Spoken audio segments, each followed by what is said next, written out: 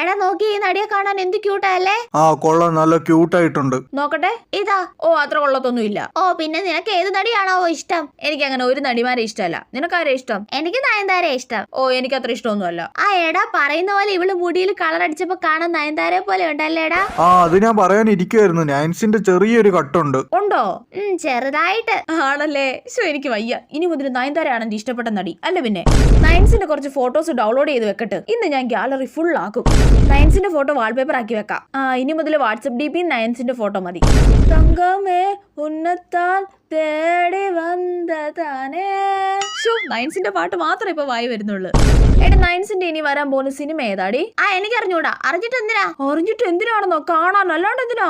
അമ്മ ഫ്രണ്ട്സ് ഒക്കെ പറഞ്ഞ് ഞാൻ മുടി കളർ ചെയ്തപ്പോ എന്നെ കാണാൻ നയൻതാരെ പോലെ ഉണ്ടെന്ന്. നയൻതാരല്ല പടുതാര. എണീറ്റ് പൊക്കോണം. അവൾ ഓരോ കോലം കെട്ടി നടക്കുന്നു. ഓ ഈ അമ്മയോട് ചോദിച്ചു എന്നെ പറഞ്ഞാൽ മതിയല്ലോ.